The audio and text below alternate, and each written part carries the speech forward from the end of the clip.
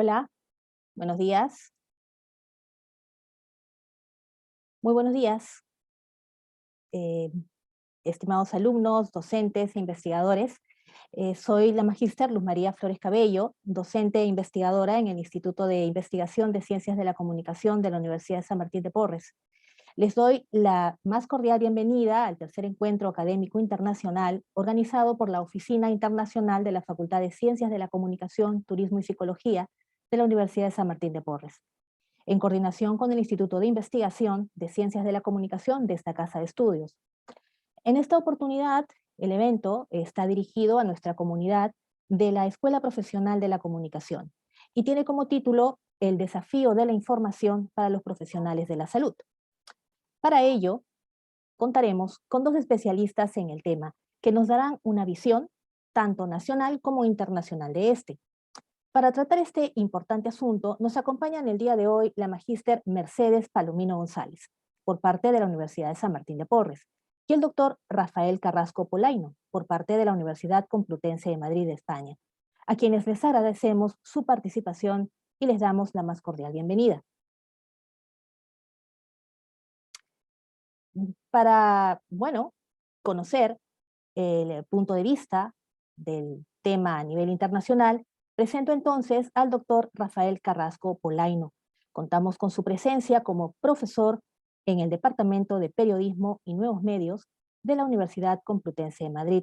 Imparte asignaturas relacionadas con las tecnologías de la información y con los medios digitales y sus herramientas. Cuenta con formación y experiencia en el ámbito del diseño y la comunicación a nivel profesional como académico. En el ámbito de la investigación, su trabajo se centra mayoritariamente en el estudio de la social media a través del análisis de redes sociales, ARS, y de la estadística. Estas metodologías de estudio las ha aplicado en investigaciones científicas publicadas en diferentes revistas de impacto. Escuchemos al doctor Rafael Carrasco Polaino. Bienvenido, doctor. Muchas gracias, es un placer estar aquí de nuevo. Igualmente. Muchísimas gracias por la invitación de la Universidad de San Martín. Y bien, si les parece bien, voy a Claro que sí. compartir la presentación, que es una presentación muy breve. Me parecía muy interesante el reto que me habían planteado de un poco hablar cuál es la situación de la infodemia en los profesionales de la salud desde el punto de vista un poco internacional. Bien, entonces, sin más detalles, pasamos un poquito a ver cuál es la situación en la que nos encontramos actualmente, ¿no? Entonces, me parece muy interesante que seamos conscientes de que ahora mismo a nivel mundial estamos viviendo la primera pandemia en donde están las tecnologías de la información y la comunicación y las redes sociales totalmente integradas en la vida social de la opinión pública en general. Gran parte de la población tiene acceso a herramientas tecnológicas que les permite difundir sus opiniones, sus miedos, sus creencias, sus experiencias. Bien, toda esta capacidad que tenemos las personas de difundir contenidos a través de diferentes plataformas genera lo que se llama la infodemia. Y la infodemia es una sobreabundancia de la información. Esta información muchas veces es falsa o sesgada o no está contrastada y la sociedad civil, la opinión pública, los ciudadanos no somos capaces de distinguir cuál es verdad, cuál es falsa, cuáles tiene una evidencia científica por detrás, cuáles son bulos y desinformaciones. Esta situación nos lleva a un problema que creo que es realmente importante a nivel internacional, que es la situación de la posverdad. La posverdad es una mentira emotiva que se lanza a través de las redes sociales, que no se contrasta, el ciudadano no contrasta esto y empieza a difundirlo a través de las redes, a retuitearlo, a darle altavoz, porque tiene sesgo o porque parece creíble, ¿no? Es verosímil. Entonces, ¿qué ocurre? Que hay un montón de información que es muy difundida a través de las redes sociales, que son bulos, son desinformaciones, pero que se difunden mucho, generan mucho engagement. Bien, el problema está en que cualquier mentira emotiva, cualquier fake, cualquier bulo genera muchísimo más engagement que cualquier información que se difundan desde las instituciones públicas o desde el ámbito científico.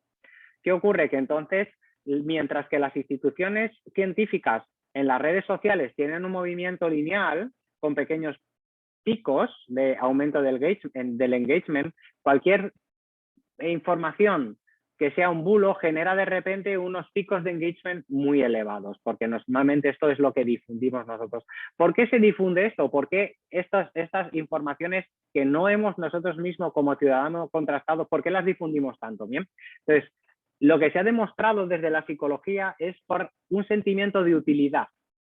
El ciudadano se siente útil al ser el primero que informa sobre algo que ha consumido en las redes sociales o en medios de información que realmente no ha contrastado, pero se siente útil de ser el primero en el que en su entorno familiar o social informa sobre algo. Bien, ¿cuál es este problema? Pues este problema lo que produce al final es problemas de la salud pública, porque resulta que de repente pues empiezan a surgir informaciones sobre los posibles problemas o efectos secundarios que generan las vacunas, en este caso de la COVID-19. Eso hace que la gente no se vacune a lo mejor y eso genera problemas de salud pública y por un lado polarización de la opinión pública. Entonces nos encontramos ahora mismo a nivel internacional movimientos pro vacunas, movimientos antivacunas de la COVID-19. Y es todo porque hay un cruce de información que no se ha contrastado y esto a través de las redes sociales cada vez nos polarizamos más porque esto funciona a través de un algoritmo. Si yo le doy un me gusta o comparto una información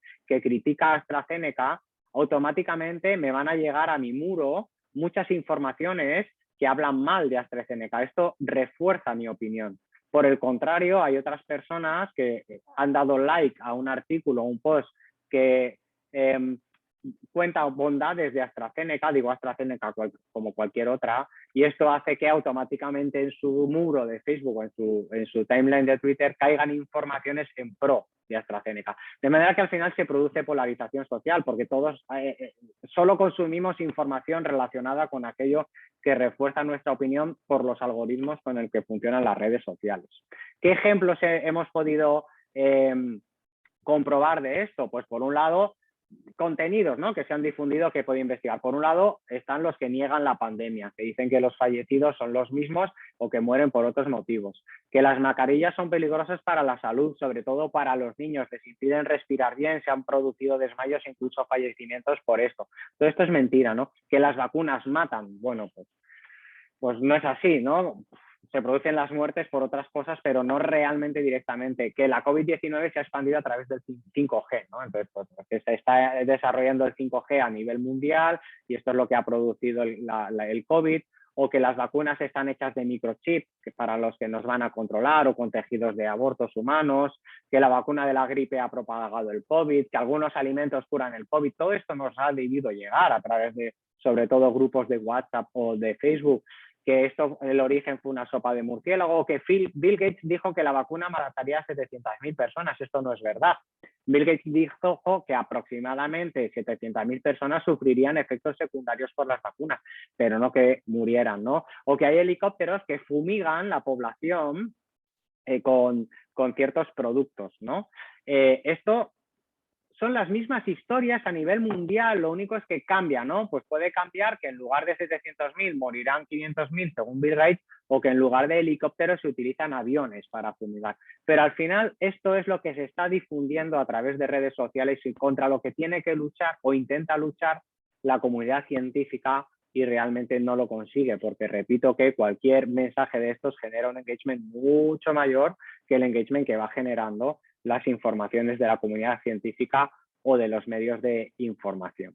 ¿Cómo entonces nosotros podemos aplanar esto? Y esto va dirigido a estudiantes de comunicación, a investigadores de comunicación, no a investigadores científicos del área biotecnológica. Bien, pues de lo que se trata es de, en lugar de darle like, en lugar de dar retweet, en lugar de difundir, lo que tenemos que hacer es seguir el camino gris que aparece en mi slide. No el camino rojo, sino el camino gris. Es decir, por un lado, vamos a no enviar rumores a nuestras familias, a nuestros conocidos. De esa manera frenamos en ese momento la expansión.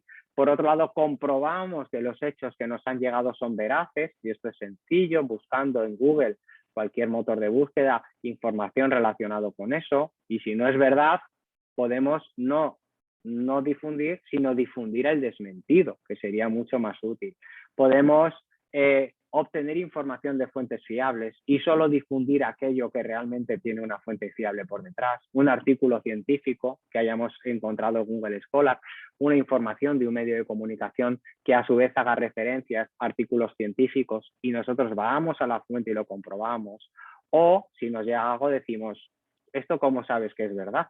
¿Cuál es tu fuente? Y en función de eso nosotros podemos investigar o no. La cuestión es ser nosotros quienes frenen la infodemia, reducir la mala información que se produce por las redes sociales de manera que reduzcamos la infodemia en el sentido positivo, negativo y aumentemos el flujo de información de calidad.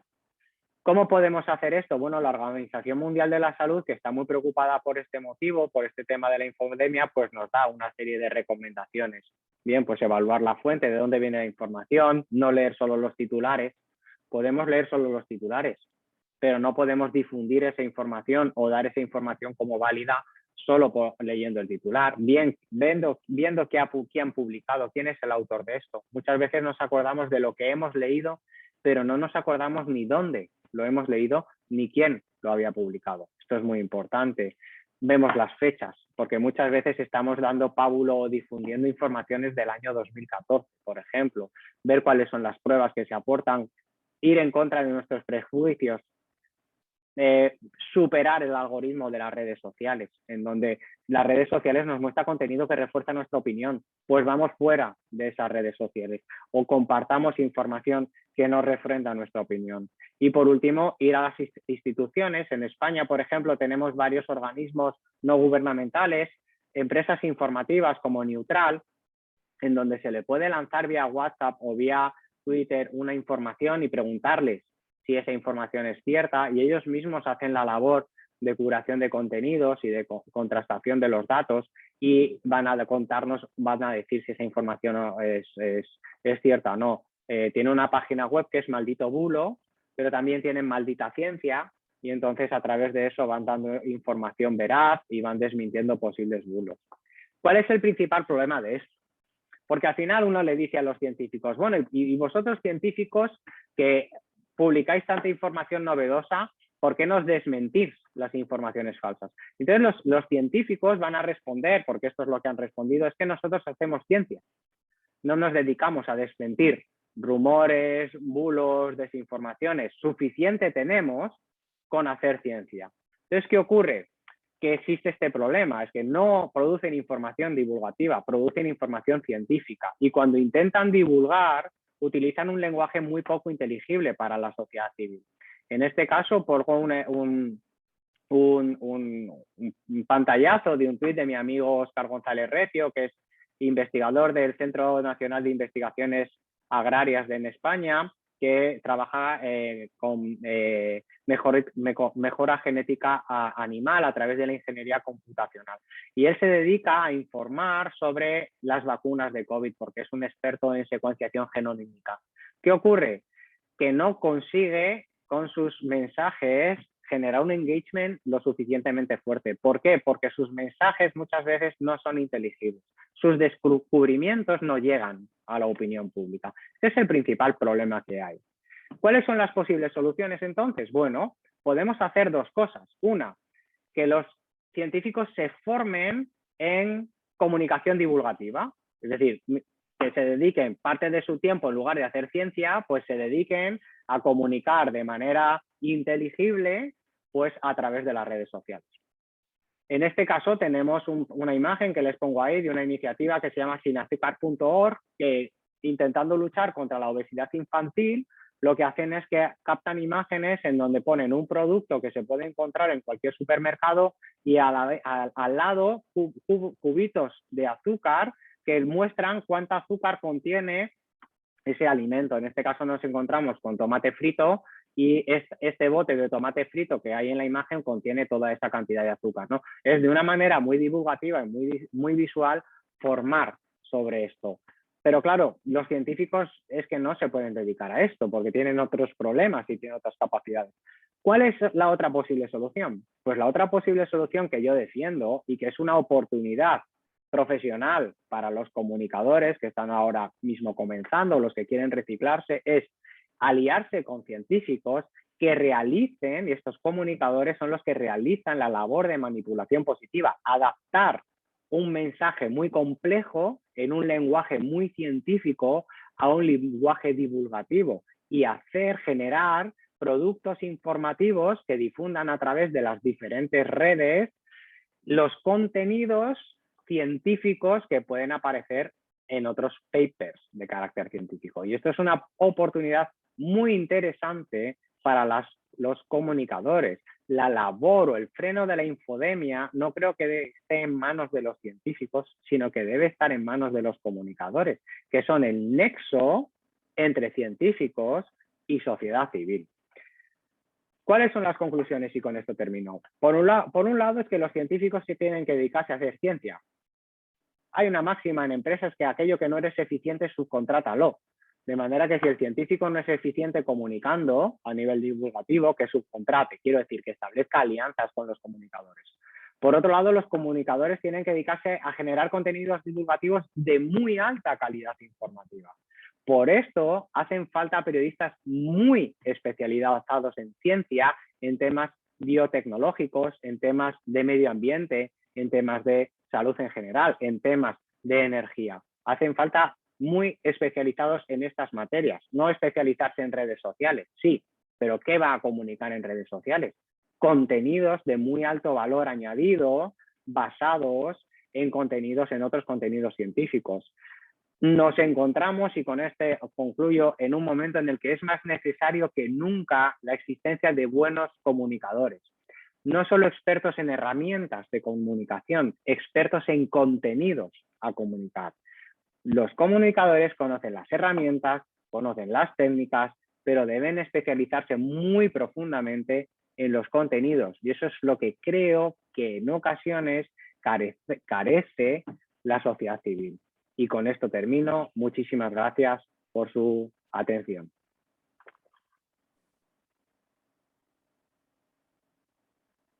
Muchísimas gracias, doctor Carrasco. Realmente muchas cosas para reflexionar a partir de su ponencia. Gracias por la explicación sobre el desafío de la infodemia que se vive en España, en Europa, en todas partes del mundo. Vamos a dar ahora pase a nuestra invitada nacional, la magíster Mercedes Palomino González. Actualmente es investigadora en el Instituto de Ciencias de la Comunicación de la Universidad San Martín de Porres, es magíster en guión de cine y televisión por la Universidad Carlos III de Madrid, España, y egresada de la maestría en comunicaciones por la Pontificia Universidad Católica del Perú. Es licenciada en Ciencias de la Comunicación por la Universidad San Martín de Porres y ha realizado cursos de posgrado en Dirección de Marketing en Escuela de Negocios CESAN y en la Universidad Austral de Argentina. Cuenta con amplia experiencia en periodismo, comunicación corporativa y marketing. Ha sido jefa de comunicaciones de la Sociedad Peruana de Gastronomía, APEGA, periodista de la Agencia EFE, El Comercio y La República. También es docente de la Universidad Nacional Mayor de San Marcos. Los dejo con la exposición a cargo de la magíster Mercedes Palomino González. Bienvenida, magíster. Muchas gracias, Luz María. Muchas gracias al profesor Carrasco, que también nos ha compartido una interesante exposición. Voy a compartir mi presentación, si me permiten. A ver, vamos a ver aquí por aquí. Bien, no sé si se ve. Estoy así como en las clases universitarias. Así es, Mercedes. Se ve. Muy bien. Perfecto, gracias. A ver, voy a ver si puedo compartir bien. Bueno, yo voy a sumar un poco la mirada nacional sobre el tema. Esta exposición pensé sabiendo perfectamente que el profesor Carrasco nos iba a dar una mirada bastante amplia del tema y de este concepto un poco ómnibus que todos hemos conocido ya, tanto en periodismo, en el discurso político, en general en el discurso público, el término de fake news, ¿no? Yo quisiera hacer una especie de repaso de una investigación que realicé con dos profesores también peruanos, ¿no? Sobre una aproximación para conocer cómo estaban afrontando, ¿no? La red sanitaria, los bulos y las fake news en los primeros meses de detectada la pandemia en Lima, Perú, ¿no? Entonces, esta investigación fue publicada en la revista Chasqui, la revista académica Chasqui, y básicamente es una aproximación para ver cómo estamos, ¿no?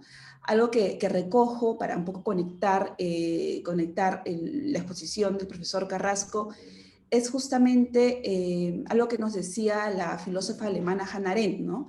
El embustero está en acción, o sea, el embustero está constantemente buscando engañar, ¿no? Orientar justamente la opinión pública hacia sus propios intereses. Entonces, como este embustero está constantemente en acción, vamos a ver que hay una producción masiva, ¿no? de desinformación. Y la pregunta que nos hacíamos justamente estos profesores también nacionales sobre el tema era cómo estaban afrontando todo esto los profesionales de la salud, o sea, porque podían estar consumiendo esa información y también podrían estar a la vez reenviando esta información a través de las redes sociales, ¿no? Entonces nos preguntábamos, ¿no? ¿Cómo es que, si eran parte, si lograban contener, si de alguna manera los pacientes, ¿no? Al momento de conversar con ellos, ya sea como pacientes o como quizás familiares, amigos que conocían a personal de salud, eran capaces de discernir, de identificar posibles bulos o fake news, o si también caían en esto, si también estaban en la red, ¿no? Era un poco la idea, porque los primeros meses de la pandemia fue muy complicado y había una necesidad, una ansiedad por conocer más sobre este nuevo virus, ¿no? Entonces, un poco en base a eso, bueno, por supuesto estamos hablando de las noticias falsas en el contexto del post-internet, ¿no? Porque eso ha hecho que haya una mayor producción de contenidos y, por supuesto, el alcance ha sido hiperbolizado, ¿no? Sabemos también que Brexit y las elecciones presidenciales de 2016 en Estados Unidos marcaron hitos de proliferación de falsedad deliberada, pero también, ¿no? Somos conscientes de que esta COVID-19 mostró, ¿no? el tamaño de su repercusión y la globalidad que podían tener estos mensajes, ¿no? Que se transmitieron en infinidad de idiomas y que llamaron justamente a que la OMS considerara, pues, explicar, ¿no? Que se estaba dando, pues, a la vez que la propagación del virus, una infodemia, ¿no? Entonces, aquí presento un poco las imágenes que tuvieron que ser desmentidas, ¿no? por instituciones del gobierno, como en el caso del Ministerio de Salud. Creo que el Ministerio de Salud, el Ministerio del Interior y la PCM, que es digamos, la presidencia del Consejo de Ministros, fueron las instituciones que más tuvieron que hacer ese trabajo por la cantidad de información falsa que circulaba en las redes sociales, sobre todo, ¿no? Y se requería que haya digamos, como dice, un chequeo casi inmediato, ¿no? Sin embargo, esto tomó tiempo la reacción, ¿no? Creo que en general, por supuesto, los países no estaban preparados para esta sobreabundancia desinformativa, ¿no? Que causó, por supuesto, mucho daño, ¿no? Entonces, la ciudadanía, como decía, se mostraba expectante de información que revelara, por un lado, cómo prevenir la enfermedad, pero también sobre el impacto que podría tener la enfermedad, ¿no? Entonces, eso, por supuesto, elevó los índices de audiencias de medios tradicionales, pero también marcó la necesidad de que más personas estuvieran conectadas a las redes sociales, porque, por supuesto, hubo un confinamiento y la gente quería estar conectada de más maneras, ¿no? Con sus seres queridos. En febrero, ¿no? La OMS alerta que la pandemia estaba acompañada de una infodemia, como señalaba, y que había tal cantidad de información verdadera como también falsa, ¿no? Entonces, la estrategia para poder desacreditar la pseudociencia y los bulos necesitaba ser ampliada, o sea, necesitaba que diversos entes, sectores tomaran cartas en el asunto. Por supuesto, los medios de comunicación, por un lado, y las instituciones por otro, pero nosotros considerábamos también de que si bien se estaba pensando, ¿no? en la importancia de los profesores y cada vez más se piensa en cómo trabajar la alfabetización informacional, mediática desde la escuela, creíamos que al ser justamente uno de los tópicos más usados, el tema de salud para las fake news, Como señalan diversas investigaciones, ¿no? El personal de salud podía ser una oportunidad también para justamente contener, desmentir y de alguna manera contribuir en la alfabetización informacional de los ciudadanos, ¿no? La alfabetización en salud es un tema que se ha trabajado mucho desde la comunicación en salud, ¿no? Y es un tema muy, muy relevante justamente en crisis como esta, ¿no? Donde se espera que los profesionales de la salud, que también por supuesto son víctimas de esta sobreabundancia de información, donde se encuentran informaciones falseadas, falsas, mentiras, pudieran tomar de alguna manera un papel importante, ¿no? Es así, pues, que también conocemos, ¿no?, de que una de las razones por las que la difusión de estas noticias falsas tiene una elevada velocidad está relacionada con que proviene de alguien conocido, o sea, alguien con el que podemos tener algún tipo de confianza, ¿no? Una fuerte tendencia a confiar en la fuente es uno de los puntos claves para que se eleve con tal velocidad esta difusión, ¿no? Entonces, la lista de contactos de los usuarios de espacios virtuales podía ser pues justamente esa ventana, ¿no?, a desinformación, a información por supuesto, pero también a desinformación. Entonces, a partir de la telemedicina, ¿no?, que se empezó a potenciar, a buscar cada vez más que fuera tomada en consideración por los gobiernos, ¿no?, para la atención primaria en salud, es que también vimos que muchos profesionales de la salud tenían contactos, ¿no?, con sus pacientes a través de estas redes sociales, ¿no? Entonces, en esa línea nos preguntamos sobre la participación del personal de salud en Lima en esta primera etapa de la pandemia, ¿no? Estamos hablando de los primeros meses en los que en el 2020 el gobierno de Perú anuncia ya la presencia del virus dentro de nuestras fronteras, ¿no? Como señalaba, ¿no?, la alfabetización electrónica en salud es un término definido como la capacidad de buscar, encontrar, comprender y evaluar información de salud de fuentes electrónicas y aplicar este conocimiento para abordar o resolver problemas de salud, ¿no? De hecho, investigadores peruanos señalan pues que puede ser bastante importante ello, ¿no?, o sea, el momento de la atención médica para poder resolver algunas consultas, algunos miedos, ¿no? Pero también podría ser, pues, nosotros nos pensábamos, ¿no?, teníamos esa idea, podría ser también una oportunidad para alfabetizar sobre todo a personas mayores, ¿no? Porque si bien los jóvenes están bastante más conectados o tienen mayor acceso a la información, las personas mayores probablemente necesitan una guía o confiar, ¿no?, en su profesional de salud para poder ayudar, ¿no?, a combatir o de alguna manera contener esta proliferación de desinformación. Entonces, la alfabetización electrónica en salud va a contener pues diversas alfabetizaciones, como son la tradicional en salud, informacional, mediática e informática, ¿no?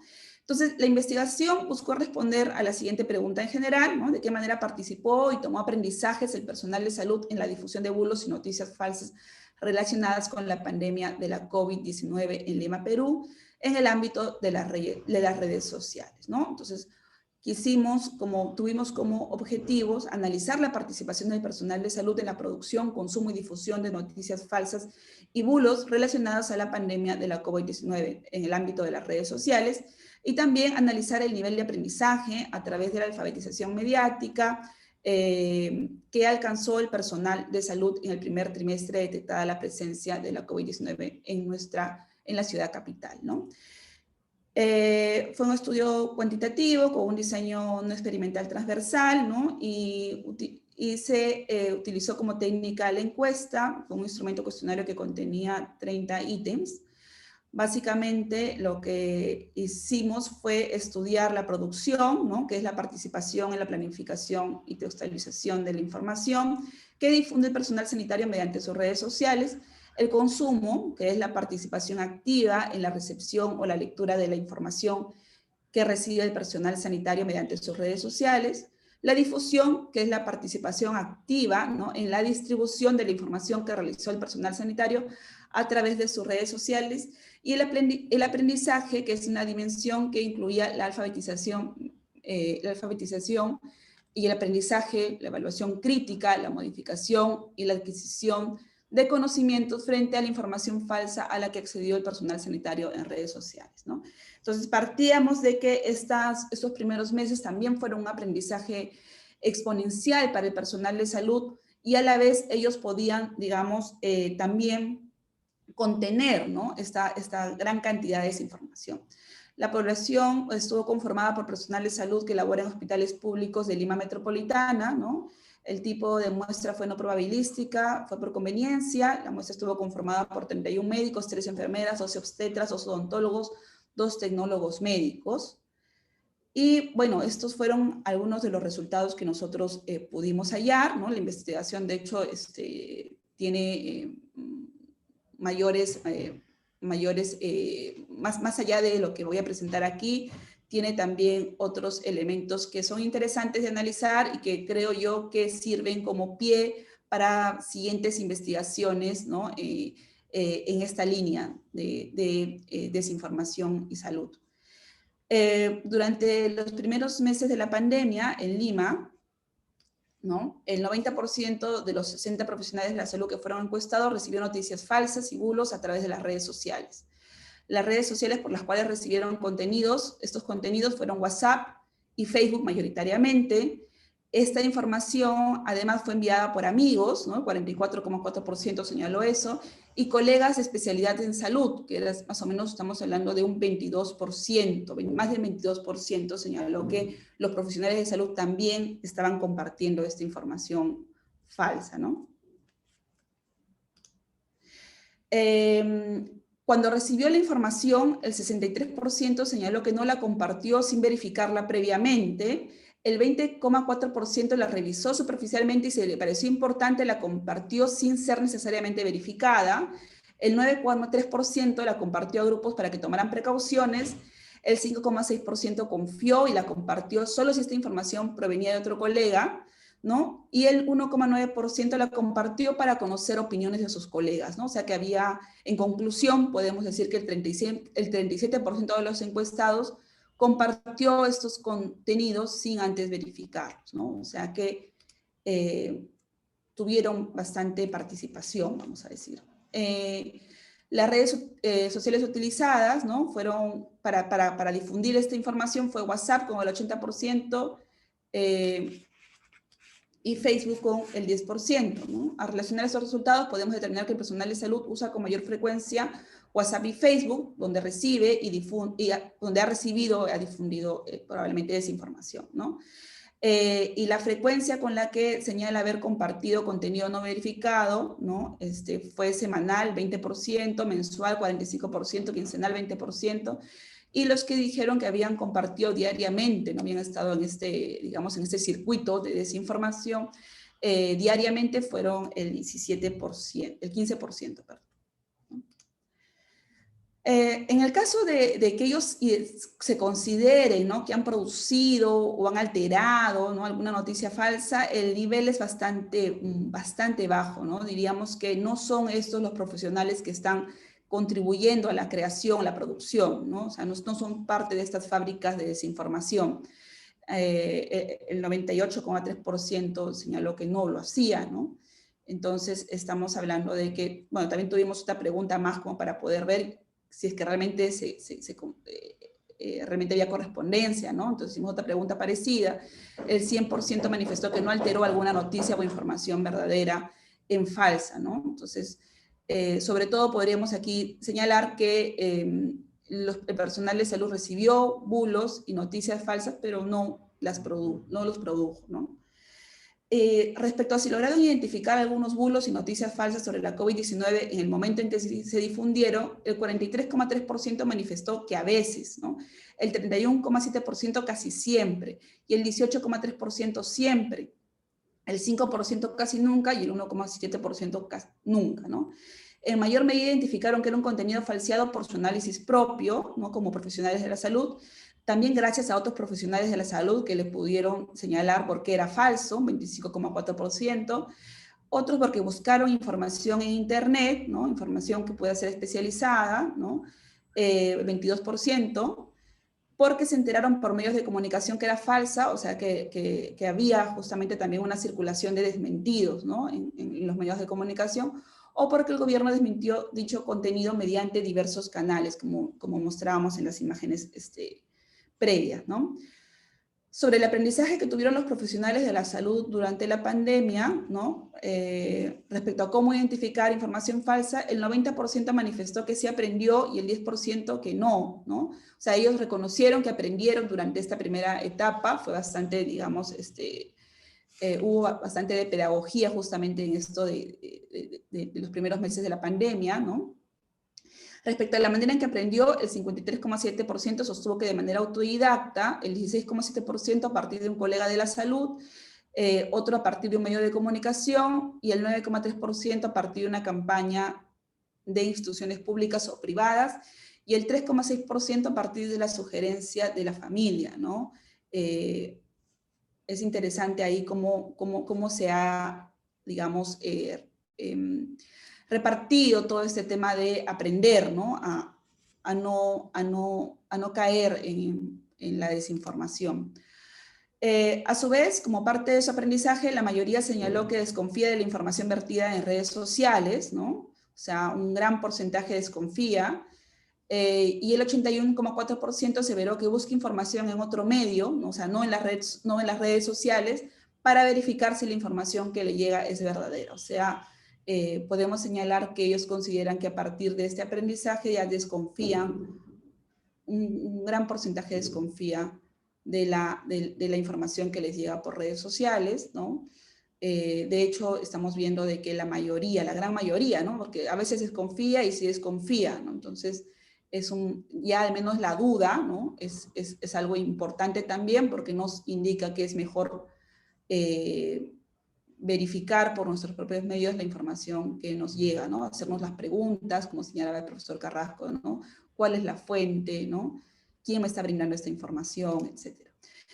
Bueno, el medio que más utilizaron para verificar la información ha sido la literatura médica, con 47,5%, el 28,8% señaló las páginas web en internet, el 13,6% consultó con colegas de la salud, y el 5,1% solamente buscó también en redes sociales cómo llegar a ver si es que era verdadera o falsa, ¿no? Los profesionales de la salud buscan información científica para verificar la información que se emite en redes sociales, así también acuden a la formación profesional de sus colegas, ¿no?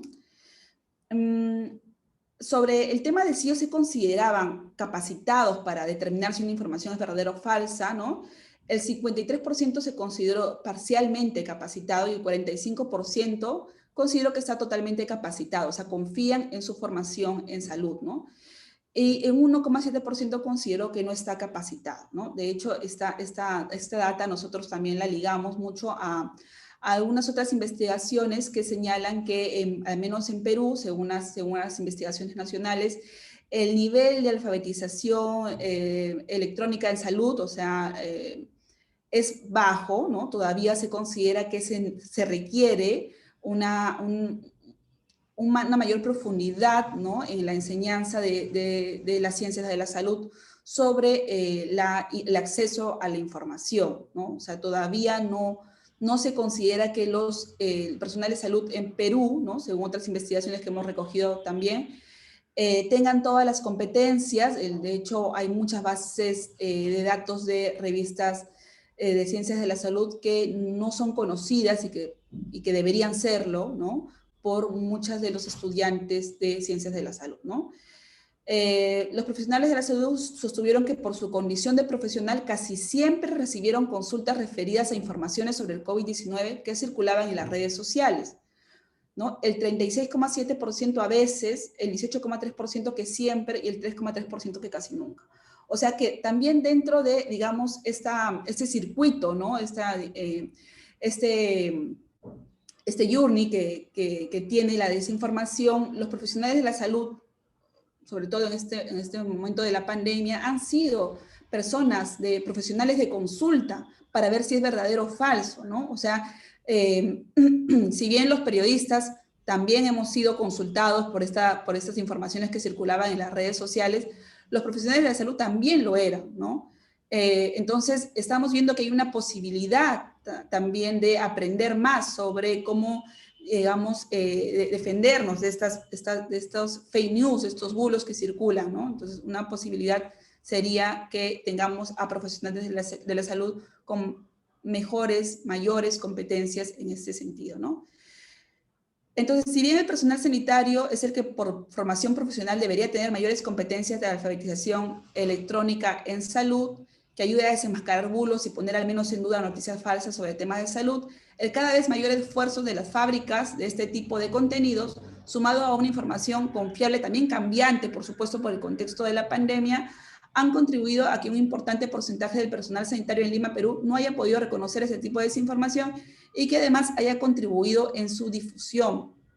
Ellos formaron parte de los difusores de noticias falseadas al mismo tiempo que combatían los efectos de la fake news, por supuesto, ¿no? Porque tenían que enfrentarse a decisiones erradas de sus pacientes, como pudo ser el consumo de brebajes que prometían combatir la COVID-19, como ha sido el dióxido de cloro, ¿no? U otras pseudomedicinas, todas ellas sin elevarle ningún método científico, ¿no? Dado el prestigio de estos profesionales y su competencia en las ciencias de salud, que sean ellos los difusores de bulos y noticias falsas eleva su peligrosidad, consideramos nosotros, pues indirectamente legitiman dicha información a su red de contactos, ¿no? Si bien en estos estudios ellos han reconocido que su formación los ha ayudado a identificar información poco confiable o falsa sobre salud, agregan que ellos no los hizo impermeables a caer en ese tipo de desinformación, más aún en un contexto de incertidumbre y miedo.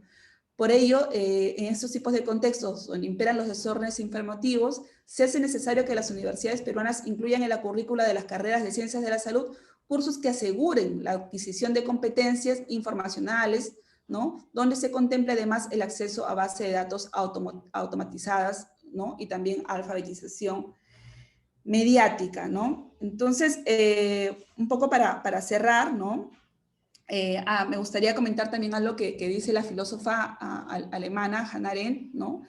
Es de que, dado que el embustero tiene libertad para modelar hechos, ¿no?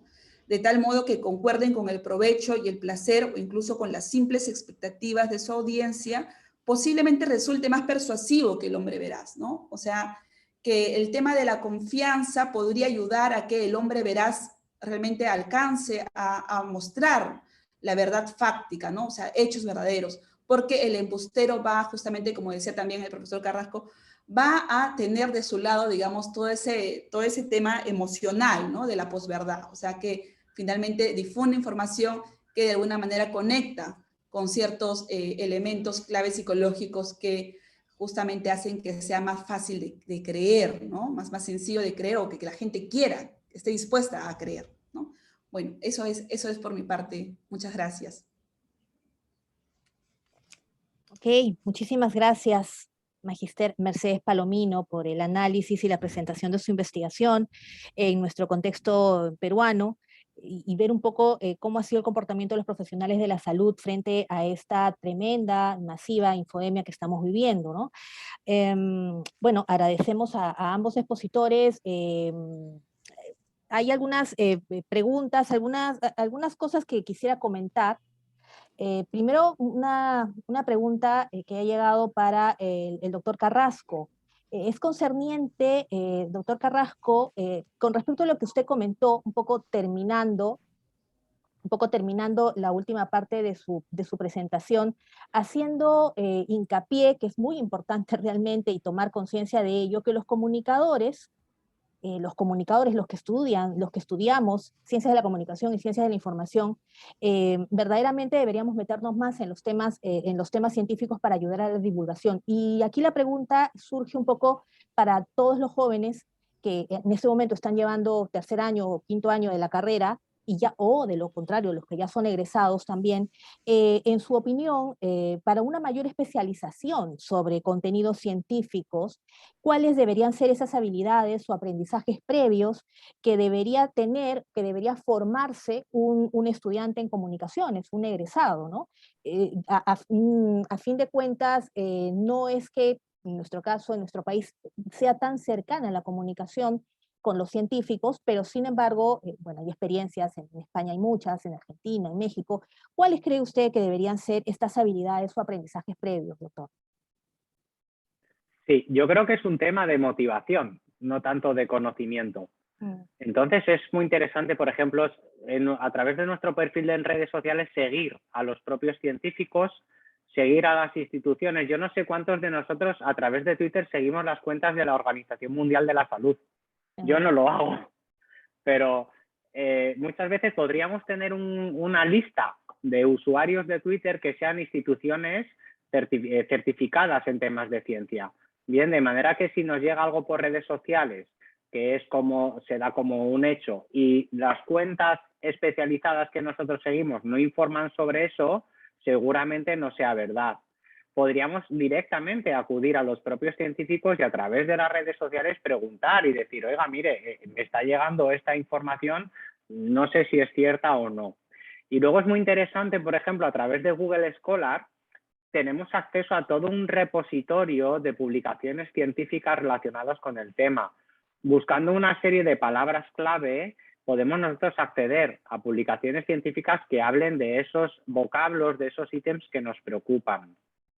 Si queremos formarnos muchísimo más, existen muchísimos cursos de posgrado, cursos cortos que están lanzando ahora mismo las administraciones públicas y de ciencia, en donde forman a los profesionales de la comunicación en este tipo de cosas. Entonces podemos irnos por la parte, por ejemplo, ahora hay como 3 áreas muy relevantes para esto, que sería uno el energético, energías alternativas, energía nuclear, sobre esto hay mucho bulo y desinformación. Otro es el tema medioambiental, el cambio climático y estas cosas, y otro es el tema biotecnológico. Entonces, si nosotros mezclamos nuestra formación en comunicación con unos pequeños cursos cortos que podemos encontrar en las propias organizaciones científicas, con nuestro interés, con nuestras inquietudes, eso sería realmente muy interesante. Es verdad. Ciertamente aquí, bueno, hay bastantes estudiantes que están conectados. Muchas gracias, doctor Carrasco. Luego, bueno, también hay una pregunta para la magíster Palomino. Con respecto, estimada Mercedes, con respecto a las noticias falsas, a esta investigación que comentó, pues hay una parte en la que precisas que hay el 100% de tus encuestados dijeron que no compartieron noticias falsas. Las recibieron, pero que no las compartieron. Y en base a eso también... No, sobre el 100% es que no produjeron, o sea, que no eso. hicieron, no fabricaron. Ok, muy bien, no las fabricaron, perfecto. Y en cuanto a tus conclusiones, es un poco preguntarte, tú planteas, bueno, que deberían haber más competencias para aprender en ciencias de la salud. Y yo quería preguntarte, ¿cuáles serían esas específicas competencias en alfabetización mediática que deberían de tener nuestros colegas de ciencias de la salud y que conozcan algo de comunicación? En todo lo que tú opinas. Sí.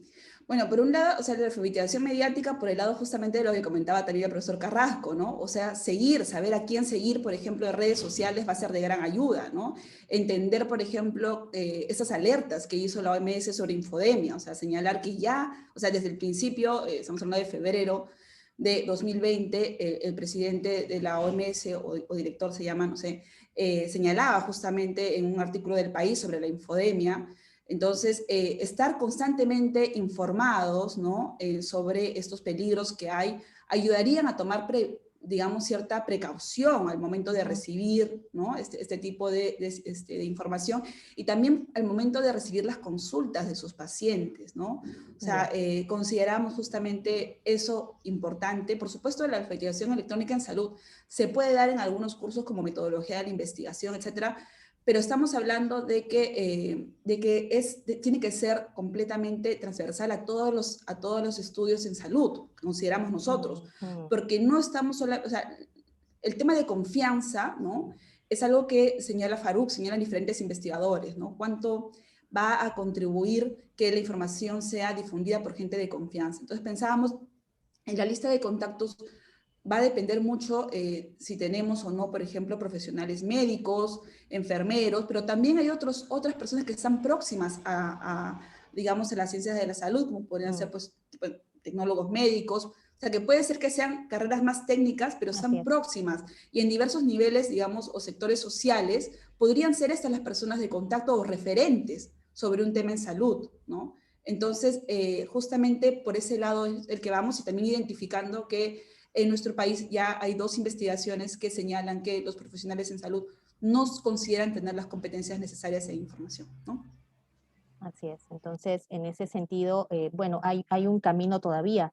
El tema, en todo caso, ha sido bastante interesante. Los puntos que ha tocado el doctor Carrasco sobre la posverdad, la mentira emotiva, esto que información que no se contrasta, pero que sin embargo se cree, y del otro lado, pues, qué capacidad tienen los expertos, los especialistas en salud, en poder recibir información que no es verídica, y si bien es cierto, ellos no la generan, pero también se sienten de alguna manera impactados, ¿no? Es muy interesante, es un tema muy actual, y que bueno, todos nuestros seguidores en este momento deben estar también muy atentos. Les agradecemos mucho. No sé si hay algún comentario que quiera cerrar, doctor Carrasco, estimada Mercedes, palabras finales quizá. Sí, yo le doy la enhorabuena a la profesora Mercedes Palomino, porque me parece que su investigación es tremenda y sus conclusiones son muy interesantes, porque genera este debate, ¿no? De qué tenemos que hacer, si formar a los investigadores en comunicación o que los comunicadores se formen más en ciencia, ¿no? Quizás nuestras dos visiones son totalmente complementarias. Quizás lo que deberían hacer los científicos es formarse un poquito en comunicación y los comunicadores formarse un poquito más en ciencia, ¿verdad? Entonces encontraríamos un equilibrio, como decía Aristóteles, entre la demagogia y la aristocracia está la democracia, que quizás sería el punto ideal. Muchísimas gracias. Gracias, doctor. Mercedes. Sí, coincido plenamente, ¿no? Y me gusta justamente eso, ¿no? Pensar en cómo todos somos actores de nuestra sociedad, y la verdad es que la información no es algo que nos atañe solamente a los comunicadores, sino a toda la población en general. Entonces, mientras tengamos pues a educadores, ¿no? Como que estén ya trabajando en el tema de la alfabetización informacional, tengamos a médicos, porque como decíamos es un tópico muy potente, el tema de salud en el tema de desinformación, porque justamente afecta pues a nuestros miedos, nuestra ansiedad, ¿no? Va ahí ligado, hace gancho, exacto. Entonces, lo hemos visto con otras enfermedades, como otros virus también, ¿no? Zika, el ébola, ¿no? Cómo se ha expandido una cantidad de desinformación muy rápidamente. Entonces, coincido plenamente con el profesor Carrasco, y me alegro mucho de haber compartido con él, que siempre se aprende, así que muy contenta también por eso, y agradecida también a la universidad y a todos los estudiantes, profesores que están conectados. Igualmente, igualmente. Muchísimas gracias también. Voy a dar las palabras de cierre. Queremos agradecer a nombre de la Dirección de Educación Continua, Internacional, Sostenibilidad y Seguimiento al graduado, a los 2 ponentes por acompañarnos esta mañana, compartir sus conocimientos con nuestra comunidad, y también a los participantes por su presencia en el tercer encuentro internacional. No se pierdan, por favor, los próximos eventos que tenemos para ustedes. Los invitamos a conectarse a nuestras redes sociales en Facebook, @internacionalUSMP, o escribirnos al correo internacional_fcctp@usmp.p. Les recordamos que subiremos esta actividad virtual a la lista de reproducción de Internacional en el canal de YouTube de nuestra facultad FCCTP-USMP. Muchas gracias por su participación. Buenos días, buenas tardes hasta España. Gracias, profesor Carrasco. Gracias, profesora Mercedes. Gracias, muchas gracias. Adiós. Un abrazo. Gracias, hasta luego.